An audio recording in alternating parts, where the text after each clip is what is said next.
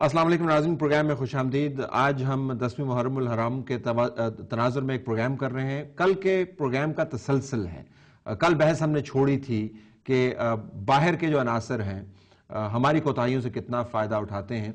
हम आज के प्रोग्राम में पैनलिस्ट का तारफ़ करवाने के बाद बात करेंगे कि अगर हमें दूसरों की साजिशों का भी अदराक है, अपनी कोताहियों का भी एहसास है, तो फिर हम मुस्तकबिल को संवारने का क्या काम करें कि अपना वक्त ज़ाया ना करें फ़रोही मामलात के अंदर और बड़े बड़े इश्यूज से हम सीख पाएँ। हमारे पास स्टूडियोज़ में इस्लामाबाद में मौजूद हैं सेनेटर प्रोफेसर खुर्शीद अहमद साहब, सेनेटर जमात इस्लामी।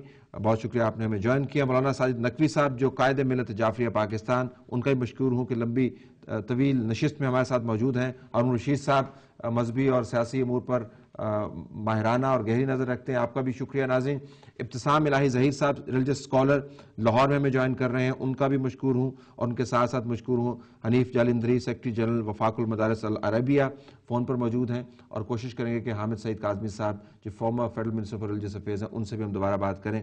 ज़हीर साहब, आपको मेरी आवाज़ आ रही है? जी आ रही है। जी ज़हीर साहब, ये फरमाइएगा ज़रा, आप स्पेसिफिक सवाल है कि अपनी कोताहियों को अगर हमने एड्रेस करना हो तो उसका आगाज आप कहां से करेंगे?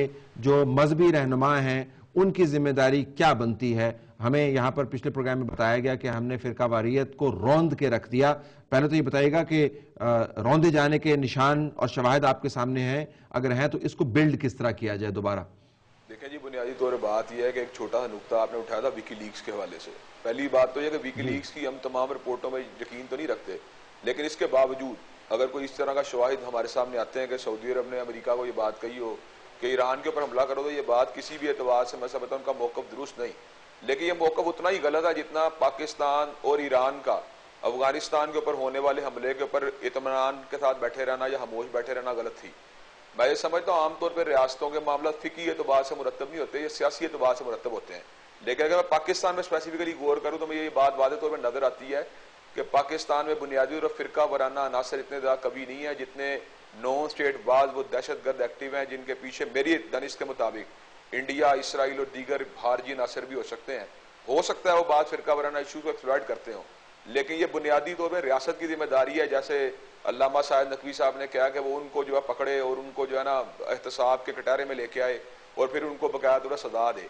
समझने की बात ये, जब वाकई रियासत ने हमसे एग्रीमेंट किया था तो उन्होंने हमसे इस बुनियाद पर एग्रीमेंट नहीं था किया कि मैं हदीस हूँ या मैं इस बुनियाद के ऊपर मैं हनफी हूँ या इस बुनियाद के ऊपर कि मेरा क्या मसलक है, या हत्ता कि यहाँ तक भी नहीं था एग्रीमेंट किया मैं ईसाई हूँ या मुसलमान हूँ। रियासत ने तो कहा था बिला तफरीक हर एक की जान और माल के तहफ़्फ़ुज़ की ज़मानत दी जाएगी। तो अगर रियासत जिम्मेदारी अपनी नहीं निभाती तो रियासत के नुमाइंदगान जिनमें अभी हामिद सईद काज़मी साहब भी शामिल थे, उन्होंने ये बात हमारे सामने इंडिकेट की थी कि वो अनासर मौजूद हैं। अगर हुकूमत ने भी यही कहना वो अनासर मौजूद है तो पिन पॉइंट किसने करना है? मैं समझता हूँ अदालतों को और हुकूमतों को खुल के उन अनासर को पिन पॉइंट करना चाहिए। और मुझे यकीन है इस बात का कि कोई मकतब फिक्र भी इस तरह के साथ अनासर की पुष्ट पनाही नहीं करेगा, और अगर उनको दस्तबाम किया जाए, उनको इंसाफ के कटारे में लेके आ जाए, तो समझता हूँ इसमें कौम का बहुत बड़ा फायदा है। जालिंदी साहब, आप इसमें इजाफा करना चाहेंगे कि रियासत और रियासत के नुमाइंदगान हुकूमत वक्त की जिम्मेदारी है, वो जिम्मेदारी चूंकि नहीं निभा रहे लिहाजा ना बहस सही तरफ जा रही है और ना हल हमें नजर आ रहा है? बिस्मिल्लाहिर्रहमानिर्रहीम। मैं ये समझता हूँ कि रियासत की और हुकूमत की अपनी जगह जिम्मेदारी है और सोसाइटी के मुख्तलिफ तबक़ात की अपनी जिम्मेदारियाँ हैं।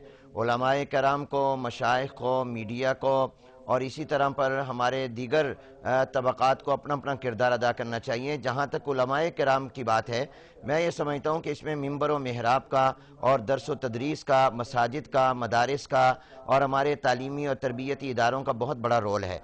मेरी तजवीज़ ये है, आगे की बात आपने की है कि एक तो ये कि हमें अपने जो इख्तिलाफ़ात हैं, फ़ुरूई हों या उसूली हों, इन तमाम इख्तिलाफ़ात की जो नौइयत तय है हमें उसी नौइयत के मुताबिक इनको देखना चाहिए। बाज़ औक़ात बेहतर और गैर बेहतर का इख्तिलाफ़ है, जायज़ नाजायज़ का इख्तिलाफ़ है, ओला गैर ओला का इख्तिलाफ़ है, मगर हम उसको कुफ़र और इस्लाम के इख्तिलाफ़ बना देते हैं। मैं समझता हूँ ये हमारी गलती है। हमें यह चाहिए कि हम इख्तिलाफ़ की जो नौइयत है उसको उसी हद तक रखें। दूसरी हमारी ज़िम्मेदारी ये है कि हम जो इख्तिलाफ़ात भी हैं वो फ़िकी हों, वो मसलकी हों, वो जो भी हों, जिस नौइयत के भी हों, उनको अपनी दर्स व तदरीस का और रिसर्च का और तहकीक का मौजू तो बनाएं, मगर उनको हम अपनी पब्लिक متعلق گفتگو کا موضوع نہ بنائیں. ہم سماجی اور انسانی مسائل کو اور انسانی ضروریات کو وہ اپنی گفتگو کا ایشو بنائیں. ان کو اگر ہم اپنے درسگاہوں تک اور ریسرچ تک اور تحقیق تک محدود رکھیں تو میں سمجھتا ہوں کہ اس سے فاصلے کم ہوں گے. اور تیسرا، مجھے اور آپ کو ہم سب کی یہ ذمہ داری ہے کہ اختلاف کے اندر بھی ہماری تعبیر جو ہے وہ شستہ ہو، وہ تہذیب کے دائرے میں ہو، اور ہم اظہار رائے کی آزادی پر یقین رکھتے ہوئے یہ بات ضرور خیال رکھیں کہ تحریر و تقریر میں ہم کسی کی دل آزاری نہ کریں. یہ تو ہماری ذمہ داریاں ہیں. جہاں تک ریاست ہے، ریاست کی جو میرے خیال میں ہے وہ جیسے ہارون رشید صاحب نے پچھلے پروگرام میں فرمایا تھا کہ امن و امان کا قیام ان کی ذمہ داری ہے. دیکھیے تمام مکاتب فکر اس دہشت گردی کا شکار ہوئے ہیں. ہمارے وفاق المدارس کے نائب صدر مولانا محمد حسن جان کو پشاور میں رمضان المبارک میں روزے کی حالت میں شہید کیا گیا. کراچی میں مولانا سید احمد جلال پوری کو شہید کیا گیا. کتنے علماء شہید ہوئے اور تمام مکاتب فکر کے لوگ کارکن جو ہیں وہ اس دہشت گردی کا نشانہ بنے. لیکن اب تک بالکل یہ علامہ صاحب کی بات درست ہے کہ کتنے لوگ ہیں جن کو کیفر کردار تک پہنچایا گیا ہو. اس میں عدلیہ کا کردار بھی بڑا اہم ہے اور ہمارے تفتیشی اداروں کا کردار بھی بڑا اہم ہے. اور حکومتوں نے ایک کلچر پروموٹ کیا ہے. اگر ہم نے اپنے ملک کو آگے لے کر جانا ہے تو ہمیں اس کلچر کو ختم کرنا ہوگا. وہ کلچر یہ ہے کہ طاقت کے زور پر بات ماننا، نہ کہ اس کے دلائل اور میرٹ کی بنیاد پر. ہمارا یہ ہے کہ اس میں آپ قطع کلامی ہوتی ہے، سڑکوں پر آ جائے مان لیں گے، اور اگر جائز بات ہو اور معقول طریقے سے ہو، منطقی اور لاجک انداز میں، ہم اس کو بھی نہیں مانیں گے. ہمارے فیصلے آزادانہ ہو، غیر جانبدارانہ ہو، منصفانہ ہو.